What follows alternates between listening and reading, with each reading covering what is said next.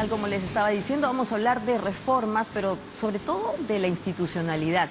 Y hay una institución importante, Vidensa, está representada hoy día por su coordinador general, Nicolás Besic. Muy buenas noches, Nicolás, por estar con nosotros. Y una de las autoras de un libro muy interesante, vamos a ver si lo tenemos por allí, es un libro que habla acerca de rutas para el desarrollo de la institucionalidad, lo voy a mostrar aquí, pero también lo pueden ver ustedes en pantalla, que ha reunido una serie de expertos en gestión pública, en economía, en temas vinculados a infraestructura, reformas políticas, y lo que trata de plantearnos es justamente cuáles son esos problemas que de alguna manera intuimos que tenemos que resolver, pero no sabemos muy bien cómo. Así que vamos a darle la bienvenida también a Milagros Campos, que es la constitucionalista, que nos va a ayudar un poco en las reformas políticas en relación a lo que, por ejemplo, podría ser mañana un mensaje a la nación. Buenas noches a ambos y bienvenidos. Muchas gracias, buenas noches. Milagros, he leído el libro de ustedes, me parece un esfuerzo muy importante, pero como decía, hay una cierta intuición de cuáles son los problemas que tenemos los peruanos, ¿no? O sea, el qué está por allí, sabemos que más o menos tenemos que hacer algunas reformas, pero el gran problema es el cómo, ¿no? Y en la parte específica del libro que tú has desarrollado, haces una suerte de clasificación de medidas en cuanto a la urgencia y a la importancia, ¿no? A veces dicen que lo urgente mata lo importante. Hablemos de justamente las dos primeras, que son las urgentes, ¿no? Tú hablas ahí de dos temas bien relevantes en cuanto al Parlamento y al Poder Ejecutivo. En realidad, en este caso, estamos hablando de reformas que son importantes y urgentes. Ajá. En ese cuadrante son aquellas que van a tener un importantísimo impacto en la reforma. Y creo que mi capítulo que habla de reforma política parte igual que los demás de un diagnóstico, pero creo que el mérito, y aquí Nico nos ha impulsado también a la propuesta, no quedarse solamente en el diagnóstico, porque tenemos un país que de repente en términos de problemas está sobrediagnosticado, ¿no? Y en términos de lo que me corresponde mirar a mí, que es el tema de la reforma política, entender que nuestro país no requiere solamente reformas normativas, pero hay un problema de un diseño institucional disfuncional. Entonces, elegimos dos temas que pueden tener un impacto muy importante y que lo hemos visto en esos últimos años, ¿no? Primero, remontar la contrarreforma y restablecer la reelección parlamentaria inmediata y generar un sistema de incentivos para que la política resulte atractiva y resulte como una forma de captar a políticos con vocación. No solamente el problema es de partidos, sino también es un problema de políticos.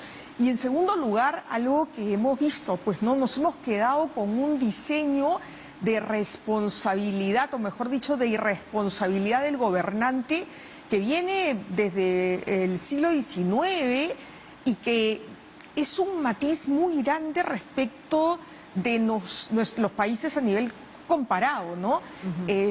La democracia es incompatible con la irresponsabilidad total de los gobernantes. Entonces es necesario establecer qué tipo de faltas y delitos deben de ser denunciados y perseguidos durante el mandato, causando la destitución. Creo que esos dos puntos traerían claramente, pues, un impacto en la reforma. Por eso es que se llaman urgentes, aunque también son importantes. Exacto. Nicolás, el libro además, la parte vinculada a las reformas políticas es relevante, pero también hace un recorrido por otros sectores relevantes.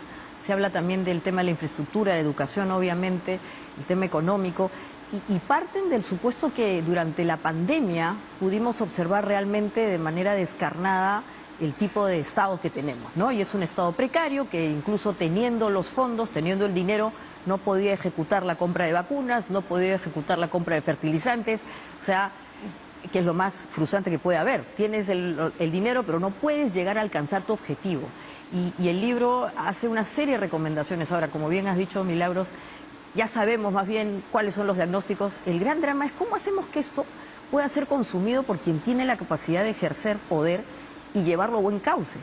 Sí, efectivamente, Como mencionas, este en realidad es el tercer libro de propuestas del Bicentenario. El primero salió en el 2021 en medio de la pandemia, enfocado en dar propuestas muy concretas del cómo, de qué decreto legislativo modificar, qué ley cambiar, en torno a reactivación económica y en torno sobre todo al tema de salud, que en ese momento era crucial, ¿no? Sin embargo, a casi 3 años de la publicación de ese primer libro, con Yanis, con Luis Miguel, que son directores y coautores también, decíamos, han pasado casi 2 años, 3 años, y el primer nivel de atención del que tanto se habló en la pandemia sigue igual. El presupuesto que mencionabas, el presupuesto de la República se ha multiplicado por casi 5 veces en los últimos 20 años, y uno no diría que la educación, la salud, la seguridad ha mejorado ni por 2, ¿no? Entonces, vimos la urgencia, esto ya se sabía, pero la urgencia y la necesidad de tocar 3 temas muy importantes, ¿no? La reforma política, y para eso acudimos a Mili como experta, la lucha contra la corrupción, que también es clave, y ahí José Ugas tiene un capítulo muy interesante, y la meritocracia en la gestión pública, ¿no? Que fue un tema muy visto en los primeros años del gobierno el año y medio de gobierno de Pedro Castillo, ¿no? Y que venía de antes también. No tenemos un sistema meritocrático, y para eso invitamos a Yaneri Boyer, exdirectora de Servir, ¿no? Que creo que son 3 temas transversales y que sin los cuales en realidad pensar en mejorar la educación, la salud, la seguridad es muy difícil, ¿no? Claro. Y Videncia es una suerte de centro de pensamiento, ¿no? Es un think tank que propone eso, ideas. Pero ¿no creen ustedes que eso es importante, ¿no? Pero hay que hacer además incidencia, porque como yo digo, ya sabemos cuáles son los problemas. En el libro hablan acerca de lo dramático que puede ser saber que en el Perú más del 50% de la población, por ejemplo, no llega a tener agua de manera continua, más del 50%, o que la desnutrición es endémica en nuestros niños, o sea, no es África, es el Perú. Y entonces, si esta situación ya la conocemos y estamos, como dices tú, Milagros, sobrediagnosticados, no toca ya hacer incidencia y no solamente quedarse en el ámbito del diagnóstico, deberíamos hacer esto y acá, y sino que se haga. No, totalmente, y justamente, qué bueno lo mencionas porque Propuestas del Bicentenario es una iniciativa de Evidenza que busca justamente incidir en el debate, ¿no? Nosotros no queremos, el libro es una de las iniciativas que tenemos, pero estamos continuamente en medios como este, pero también en redes sociales, estamos en Facebook, estamos haciendo espacios en Twitter, estamos en las regiones, hemos visitado más de 18 de las regiones del país, con eventos, con relaciones con los gobiernos regionales en temas de asesoría. Entonces, sí, efectivamente no es simplemente presentar las propuestas en el libro y esperar al próximo año, a ver si sacamos un cuarto, pero no, la idea es estar en el día a día tratando de que estas ideas, estas propuestas se debatan, lleguen a los actores, lleguen a los hacedores de política, y efectivamente, por ejemplo, con Paola Bustamante, que si bien no es coautora del libro, es directora de Evidenza y parte de la iniciativa. Ella asesoró al gobierno regional de Ayacucho para lanzar la iniciativa de lucha contra la anemia y desnutrición allá, que se presentó también hace pocos días acá en Lima. Entonces sí estamos haciendo esa incidencia que es clave. No podemos quedarnos en el diagnóstico que siempre se hace y que en el contexto electoral, que es donde nacimos, más aún, ¿no? Siempre está ahí los diagnósticos. Y esa incidencia, Milagros, respecto de las reformas que planteas acá, que curiosamente son compartidas incluso por gente vinculada a estos poderes. El otro día estuvo el señor José Chevasco y también hablaba de algunas reformas que también las veo en el libro, la necesidad de, por ejemplo, hacer el cambio del Parlamento en tercios, que sea continuo, darle posibilidad a los parlamentarios accesitarios, refrescar esta situación. Pero, ¿cómo hacemos incidencia para que eso finalmente se logre? ¿Cómo convencemos a los que finalmente tienen la capacidad de hacerlo de que eso es lo que conviene? Es verdad, y cuando se tratan de reformas constitucionales y la bicameralidad en el marco de la cual debería darse la renovación por mitades de la Cámara Baja, creo que requiere de una supermayoría, ¿no? 87 votos en un Congreso fragmentado, atraviesa por casi 8 de los 12 grupos parlamentarios que existen al día de hoy, ¿no? Ese es otro tema que se plantea también, de qué manera se generan desincentivos para crear nuevos grupos parlamentarios y para que se pueda trabajar en torno a los grupos políticos que participaron en elecciones.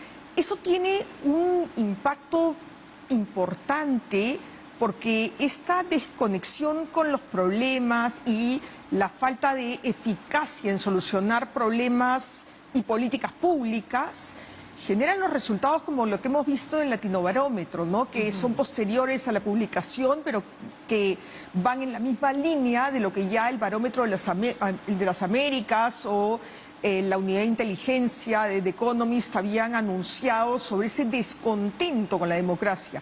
Perú está al final de la tabla respecto de la satisfacción con la democracia y eso debe preocuparnos y debe impulsar a quienes tienen la posibilidad de tomar decisiones políticas a hacer cambios, ¿no? Hay un elemento de diseño institucional, pero hay un factor de toma de decisiones políticas así es. que no se puede reemplazar y que pues los expertos de evidencia ponen planes y soluciones, que creo que esa es un poco esa mirada optimista del Perú, que no importan los problemas, siempre hay que pensar en qué hacer frente a esos problemas y pensar que tienen solución, pero no solamente hay que encontrar la solución, sino quienes impulsen a concretar esa solución. Y ahí es donde necesitamos de la política. Exacto, pero además es un poco frustrante porque el libro también manifiesta que esto de las reformas políticas ya tiene más o menos 20 años. O sea, 20 años en esta situación no solamente habla de falta de eficacia, sino que en verdad una suerte de inconsistencia y obviamente de negación de la realidad. ¿Hay alguien, hay una porción de la población que tiene poder que no quiere que cambien las cosas, Milagros? Yo creo que es necesario involucrar a la ciudadanía y explicar por qué 2 cámaras es mejor que una, por qué más congresistas es mejor que tener solo 130 y por qué eso se puede hacer sin un mayor gasto, pero con mayor eficacia en términos de representatividad. Creo que esa es la mirada y las preguntas que nos hacemos y también qué respuestas alternativas podemos dar, ¿no? Sobre eso vamos a estar en la feria presentando el libro, el primero, el martes a las 8 de la noche, así es que están cordialmente invitados y por supuesto el libro está disponible en las librerías. Estupendo, Nicolás. Y parte de esa incidencia es justamente presentar el libro, estar en estos eventos, pero seguramente también, como decía Milagros, tratar de diseminar estas ideas en un nivel de mayor calado, ¿no? O sea, porque a veces la población siente que estos no son sus temas, que son temas de expertos, que son de los constitucionalistas, de los políticos que están en el Parlamento, pero la gente en sí misma no valora la democracia. O sea, vemos a la democracia como una cosa demasiado abstracta cuando en verdad es un modo de vida, ¿no? No, efectivamente. Nosotros, por ejemplo, ahora estamos pensando en la organización de un debate universitario sobre el tema de la corrupción y planteábamos, oye, este roba pero hace obra, ¿por qué es un problema para un universitario? ¿Por qué el que roba pero hace obra, si le hace la pista o si le mejora la carretera de su región o le mejora la universidad, ¿por qué se roba pero hace obra le afectaría a él? O sea, ¿en qué le afecta la corrupción al estudiante universitario, ¿no? Y ponernos a pensar que no es tan sencilla la respuesta, ¿no? En cómo me afecta la corrupción si van a hacer la obra finalmente. Bueno, pues uno podría decir cínicamente, ya pues que el empresario se lleve su parte, pero yo me quedo con la obra, ¿no? Y ahí uno no se da cuenta del impacto que tiene esto en el bienestar en general de las personas. Lo menciona José Ugaz, 13 de cada 100 soles que se gastan se van en corrupción. Se podría mejorar mucho la salud, la educación, y a veces no se es consciente de eso. Entonces, desde Evidencia hacemos el esfuerzo de involucrar también, por ejemplo, a los jóvenes y de llevar un mensaje más sencillo, más entendible, ¿no? Claro, porque además también eso lo mencionan al comienzo en la introducción. Si hubiésemos hecho bien nuestra tarea, no se hubiera dado casi un 50% de los fondos públicos, que es corrupción, ¿no? O sea, al final eso es restarle la calidad de vida a muchos peruanos, ¿no? Entonces, en verdad, no es solamente que me están roba, pero hace obras, sino que en verdad me quita la posibilidad de que sea mejor. Sí, y evidentemente hay un gran desincentivo. Sí, ¿no? Obras paralizadas, mal hechas, eso también es parte de la corrupción, ¿no? Exactamente. Y estos libros que ustedes han puesto a disposición de la opinión pública y eventualmente de los policy makers, ¿Tienen una secuencia lógica o han justamente, el siguiente libro va a ser acerca de, el manual, cómo hacerlo, el ABC? Bueno, en realidad el primer libro que fue parte de esta iniciativa, en realidad la iniciativa nace como para plantear propuestas concretas en medio de la campaña electoral. Creo que no teníamos ni siquiera pensado hacer el libro, sino que la editorial, y ahí agradecerle a Penguin que nos invitó a escribirlo. La primera idea era plantear propuestas muy concretas en temas puntuales como salud, como educación, reactivación económica, reforma tributaria. Sacamos un segundo libro el año pasado enfocado en las regiones, en el crecimiento económico de las regiones, ¿no? Y como cierre, porque en realidad creemos que este es el cierre de esta serie de libros, este año dijimos, bueno, el tema institucional, que ya lo habíamos mencionado en el primer libro, claramente no hemos avanzado, hemos retrocedido bastante en el último año y medio, necesitamos, y para eso también desde Evidenza, o sea, acudimos a otros expertos, como Mili, como José Vaz, como Carolina Trivelli, que fue autora en el segundo, Roxana Barrantes, Miguel Jaramillo, que fueron autores del primer libro. Entonces, es también invitar a otros investigadores de otros think tanks para que sean parte y propongan esto, ¿no?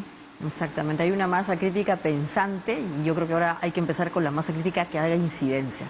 Muchísimas gracias Milagros Campos y también Nicolás Basic, ¿no es cierto? Basic, por haber estado con nosotros y bueno, vamos a seguir explorando el libro porque evidentemente tiene mucha información que vamos a tratar de diseminar también en estos diálogos abiertos.